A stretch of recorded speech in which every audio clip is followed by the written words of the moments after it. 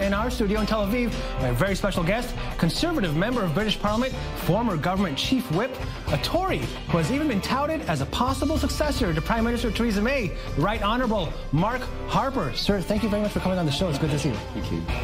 Joining me also in the discussion today are reporter for the Times of Israel, Raoul Wootlif, and from Prague, international affairs commentator Tom Gross. Thank you guys. Good to see you on the show. Thanks for coming on. Thank you. Sir, let's start with, I want to tell us, first of all, what brings you to Israel? Why are you here? So we're on a trip with 6 of my conservative parliamentary colleagues, organised by Conservative Friends of Israel. Mm-hmm. But this trip is, rather than one focused on the politics of the region, this is focused sort of in the post-Brexit Britain, now that we've decided to leave the European Union. This is focused on trade and business. So we've been looking at some of the sectors of the Israeli economy. So we've been looking at cyber, pharmaceuticals, and some of the areas where there's the opportunity to grow trade both ways, both between Britain and Israel and Britain, and looking at opportunities there are for politicians to help grow that relationship basically, between our two countries. It's part of, Britain's effort after Brexit to get more trade agreements with more countries? That's right, yeah. Okay. So you've obviously heard both the Israeli Prime Minister and our Prime Minister have both expressed an interest in a free trade agreement post-leaving the European Union. So this is part of our effort as backbenchers to meet with Israeli companies and look at opportunities for us both to be even more successful. Okay, well, let's talk about, the news of the day. This is what everybody's talking about. It's almost like a typical, almost stereotypical cliche day. You're getting a real taste of what this region looks like. Mortar and rocket fire on Israeli communities near Gaza. One mortar falling near a kindergarten, Israeli kindergarten. 5 Israelis injured so far from shrapnel. We've been through a fairly violent month of May, and it seems like June, which is just coming around the corner, might be even hotter. What or who do you attribute this new round of violence to? Who do you hold responsible, and what's your response to today's events? Well, I think just commenting on today's events, I mean, both my view and also the view of the British government has been very clear, which is there is no excuse for firing rockets at civilians, particularly, as you just highlighted, where they could risk injuring or killing innocent children. There's just no excuse for it, and it's completely unacceptable. On the wider question, and we actually debated the recent events on the Gaza border in Parliament, the British Parliament, twice, actually, and I spoke in both of those, and Alistair Burt, the British Minister for the Middle East, responded for the government, and I made it very clear that we ought to listen to wait for the facts, and obviously the second time we talked about it, it was clear that most of those that sadly lost their lives were Hamas or Islamic Jihad. You're talking about the May 14th day when over 60 people were killed? Yes, but we've also, the British government's been clear that there needs to be some sort of independent investigation into it, but a genuinely independent one, and we talked in our Parliament about the UN Human Rights Committee, which was not an independent investigation, which refused to even mention Hamas and Islamic Jihad's responsibility and attributed blame in the resolution setting it up, and that's why the British government abstained and didn't support that resolution. So I think the British position is quite clear. Why not just vote against? Well, my understanding is, I think, that there was also, it was to try and maximise the support. There were many European countries that abstained, and I think the reason for not voting against was the British government was quite clear that it wanted some kind of independent investigation, but one that was genuinely independent and would look at both the role of the Israeli government, but also the responsibility that Hamas has, given that it controls Gaza and has a responsibility for these events. Let's go to our panelists. Raoul, what do you think of the events today? And I mean, is there a feeling of deja vu that we've been here before? Well, you said this is a stereotypical day, and actually, I mean, there is a sense of deja vu, but it's not a stereotypical day, at least in recent days, weeks, months, and even years. Right. This is certainly an escalation. We saw a barrage of mortar rockets this morning. And as you said, a rocket exploding outside a kindergarten, Israelis injured. These are events that will affect the actions of the politicians in the coming days, and have the potential, a great potential for a serious escalation. Let's go to Tom Gross. Let's weigh in with Tom Gross. What do you think? Same question, basically. Deja vu feeling for you as well today?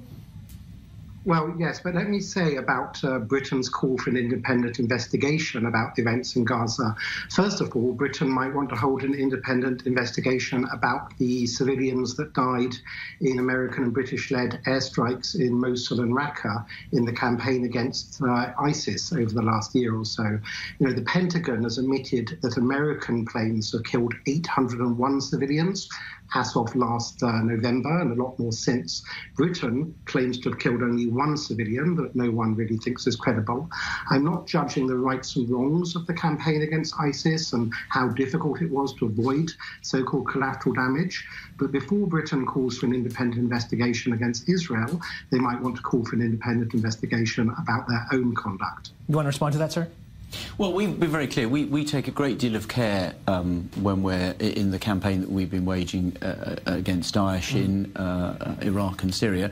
And actually, I don't agree with the comment that no one finds our claims of only having killed one civilian credible. We're very careful about what we did. And the fact that we actually publicly, proactively say where we've accidentally led to the death of civilians, I think demonstrates that we take this very seriously. We treat human life very carefully in our actions against Daesh, as do the Americans. Okay. I want to go to our military correspondent just outside the Strip, the Gaza Strip, Daniel Tzemach. Daniel, thanks for joining us today. Daniel, can you give us a quick update about what's going on right now outside the border? How many rockets have been fired? How many people have been injured? Maybe on both sides, if you can tell us.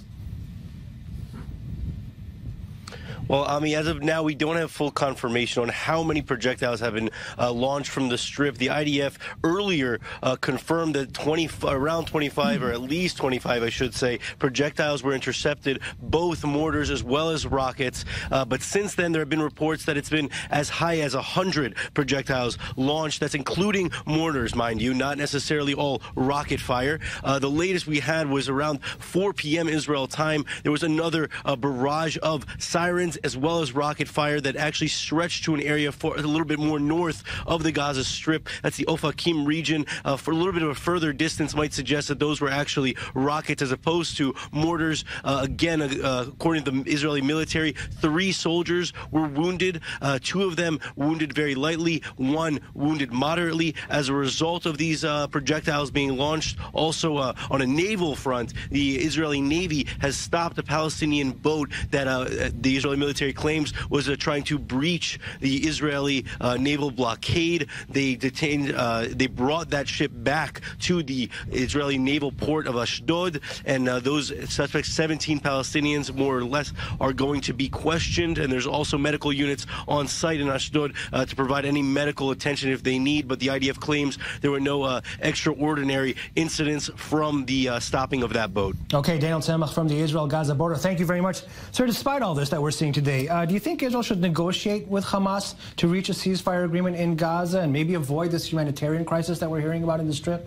No, I think we've been very clear. I mean, look, the British government's position about Hamas is very clear. I mean, it's a proscribed terrorist organisation, and we've also been very clear. The British government's been consistent that Israel has an absolute right to defend itself. Well, I think if I just take, for example, our experience in Northern Ireland, we were very clear that you only do that when certain preconditions are met, and you can't negotiate with people who don't accept your right to exist and people who are continuing to use violence. So if I look at the situation in Northern Ireland, we were able to reach a negotiated situation, but the IRA had to accept that you reached a settlement by consent, and they had to forswear using violence. If those preconditions were met, people can talk to each other, but you can't talk to people who don't accept your right to exist and are continuing to use violence against your civilians. The Palestinians are now boycotting U.S. mediation here in the region. Why doesn't your government take a bigger role in this process instead of taking that back seat they usually take? Well, I wouldn't agree we've taken a back seat. We're very clear about where we want to get to. So the British government, the British position is that it wants to support a 2-state solution. We do think the US has a very important role here. I know there's been controversy here since the Trump administration's decision to move the embassy. I'm going to ask you soon when we come back. We have to go for a break, but I want to ask you soon about Britain's intentions of maybe moving or not moving the embassy. Sir, I was going to ask you, now that the U.S. has moved this embassy, don't you think now it's time for Britain to do the same? No, we've got no plans to do so. We've been very clear that we didn't support the US move. We've got no plans to move our embassy, and we we support the moves to a two-state solution, and we think the US is going to play a key role in the move, and we'll support any efforts, and we're obviously waiting for the Trump administration to bring forward its proposals. Let's go to Tom. Tom, do you think the British embassy will anytime soon move the embassy, and do you think the British could play a larger role in this process? Well, Michael Gove, who of course Mark will know well, actually suggested in an article in The Times shortly before he re-entered government that Britain move its embassy to Jerusalem as something useful towards the peace process, to make it clear that the future capital of Israel will be Jerusalem, or at least West Jerusalem. So I think actually that Britain and maybe other European countries, for example, the Czech Republic, where I am at present, is talking about moving its embassy to Jerusalem. And I don't think it's unhelpful to a two-state solution. In fact, I think it's helpful to establish some facts on the ground and make things clear, and then make the Palestinians negotiate so they too can have an embassy within Jerusalem boundaries in future. Raoul? Well, President Donald Trump has said that he's taken Jerusalem off the table. In fact, we've seen for many countries, particularly European countries, that Jerusalem has become much more of a contentious issue. Yes, some European countries, a handful, including the Czech Republic, have made moves that suggesting they may think about moving their embassy, but the vast majority of European countries have clearly stated they have no intention to do so, and the American move has pushed that issue further away. We saw a celebratory event by the Israel Foreign Ministry the day before the US moved its embassy. No European countries except for four Eastern European countries were present, and that wasn't even for the embassy move, that was just for an Israeli Foreign Ministry celebration. While some people would be hopeful that the US move could influence other countries, it seems like it's influenced them to currently hold their ground. Okay, I see that Tom wants to weigh in again quickly. Yes, I just wanted to point out that Donald Trump has had his entire life working in real estate, as has Kushner and Greenblatt and some of the other advisors to Trump. And in some respects, the Israeli-Palestinian dispute and conflict is a real estate conflict. And therefore, if you look at Trump's approach also to North Korea and other issues, I wouldn't say that moving the embassy was unhelpful. And, you know, we have to look at this in real estate terms. And whether it will work or not, I think Trump and his team do have a strategy here. And it's a different kind of strategy than has been tried in the past. You think you have any hope for this Trump strategy? Well, there is some evidence from what's happened with North Korea that his approach of kind of doing some things that catch people unawares actually can, you know, shake up the kaleidoscope and can lead to some things. Whether his approach will be successful in the Middle East, given all the complexities, I mean, only time will tell. It's a good segue to my next question, because there's a thing about the Iran nuclear deal. Trump left the Iran nuclear deal, the JCPOA, and of course Britain and Europe did not want that to happen. That was kind of a failure of British and European diplomacy, wasn't it? What, the deal, or the fact that the US... The fact that you didn't manage to convince Donald Trump to stay. Clearly, we've been very clear, the European members of that deal, that we thought that was a good deal to do what its limited aims were, which was to deal with the nuclear programme. It wasn't... a lot of the things the US was criticising it for, you know, is Iran's unacceptable behaviour in the region, its support for Hezbollah, its interference in Syria, its attack on Israel through that means. The deal was nothing to do with any of those things. It was to do with the nuclear programme, and the European government's view is that it was successful in dealing with that. But clearly, Iran and its conduct in the region raises a whole load of wider questions, which we need to work with our partners, including the United States, to make sure Iran's behaviour becomes more acceptable. Raoul, was it a good deal, or is the world actually a better place now that Donald Trump left that deal? Well, we're yet to see. We had a speech last week by the newly appointed US Secretary of State, Mike Pompeo, who put forward a shopping list of things that he would like to be included in the deal, but no strategy so far, at least none that he made public. I think many European countries are also waiting to hear a strategy. Next week, Prime Minister Benjamin Netanyahu is travelling to Europe to meet with Macron, Merkel, and Prime Minister May, and he'll discuss with them. But at the moment, we have no strategy from the Trump administration how to create another deal, how to bring Iran back to the table, other than sanctions, which in the first place did not do enough to prevent the Iranian nuclear program. Tom. Two things. I think that Trump wins both ways. The Europeans will continue the deal, and therefore Iran may still continue to comply. And at the same time, Trump will exert pressure, badly needed pressure, on Iran because, quite frankly, the deal wasn't good enough. I'd also add, vis-a-vis North Korea, that Trump wants to show the North Koreans that he's not going to accept a bad deal that will just allow them to sort of put their weapons to one side for a few years and then get them out again. I don't think anyone thinks this in the Middle East thinks, apart from the Iranian regime, thinks the deal was a good deal. In fact, most Arab countries stand by Israeli Prime Minister Netanyahu in welcoming Trump's suspension of the deal. Okay, well, after Brexit, the United Kingdom needs to sign a new trade deal with the U.S., but Trump's decision to leave that Iran deal seems to have somewhat harmed your relations with the U.S. because UK banks and businesses trading with Iran, they may risk U.S. penalties, like restricted access to American capital and markets. Would you call for British businesses to stop dealing with Iran in order to help relations or save relations with the United States? Well, first of all, our relationship with the United States is incredibly important. It's our single most important bilateral relationship, and we work very closely with them across defence, security, as well as our trading relationship. So my understanding is the British government's working closely with the Trump administration on what comes out of the two different viewpoints about the Iranian deal, and we'll work that through.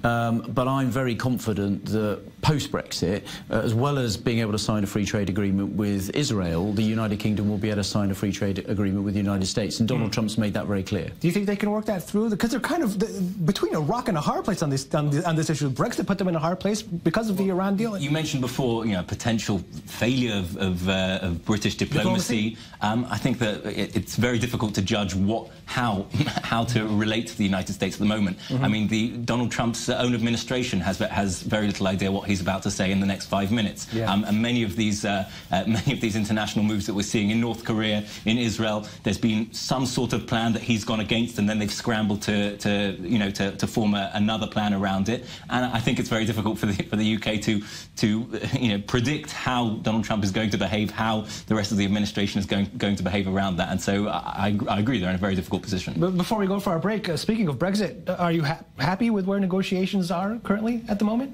Yeah, look, I've always been very clear that this is a negotiation, and unlike most negotiations, it's one that's been conducted in public. So it's going to be bumpy. We're going to get the European countries are going to be being very tough. We're being very tough back. Actually, at every stage, when everyone said we weren't going to make progress, we've made progress, and the Prime Minister has delivered at each stage. So I'm very confident we'll get to a good outcome. Is it going to be bumpy? Yes, it is. And you just kind of have to get through that to get to the end, to get a good deal and get a good relationship with our European partners going forward. Okay. Brexit also has the possibility of, it's put the possibility of Irish unification on the table. There seems to be a growing number of Remainers in Northern Ireland and talk of a referendum to unify these two regions. Is that a problem in your eyes? Well, if I go back, I don't really accept the premise of your question. I don't think there's any evidence that it's more likely. I mean, the border between the Republic and Northern Ireland is an issue for the Brexit negotiations, but the British government's been very clear. We want to make sure there's no hard border, there's no customs infrastructure. So one of the things we're looking at doing in the negotiations is how do we make sure that happens. But actually, the Irish government doesn't want a hard border. We don't want a hard border, and actually the EU doesn't, and actually supports the Good Friday Agreement, which delivered the settlement that led to peace. So I think everyone wants to achieve that. We've just got to work through the tough details. Well, you don't have a lot of time. Tom, could this issue of a hard border between the Irelands actually, maybe even bring down the May government? Because she needs to find a solution very quickly before this June European Council to talk about this customs border that this is bringing up. What do you think, Tom? I don't think it will bring down the government, but certainly remember she's got the Irish party backing up the government. Otherwise, it's a very slim majority of one or so. But certainly Brexit. Look, I've had problems with Brexit from the beginning, not because I'm an admirer of the European Union. The EU is very problematic, but precisely because of this. It's extremely difficult to divorce from 27 other countries. And, there's no smooth way of doing this without various problems. If it's not the Irish border, it will be another problem. Okay. Let's talk about anti-Semitism a bit. The Conservatives have been in power since 2010.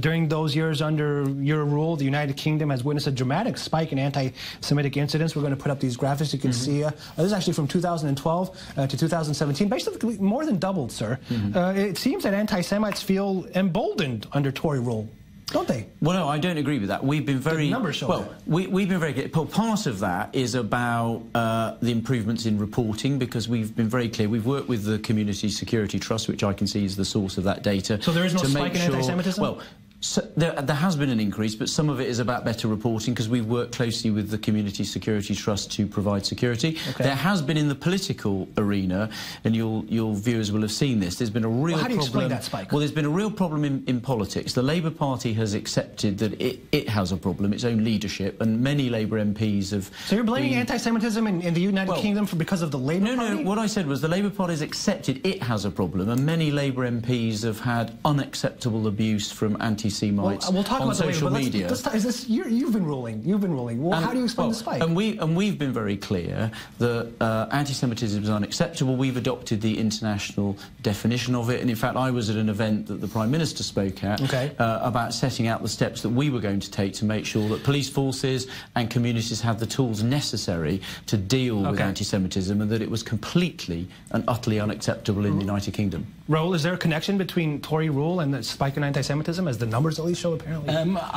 I don't think that we can say there's a clear connection. There's been a rise in anti-Semitism across the continent, although I think there is a clear distinction to be made between the experience of many Jews, or of the Jewish community in the UK, and other countries in Europe. But I don't think it's necessarily fair to blame the Tories. Okay, let's hear what Tom says.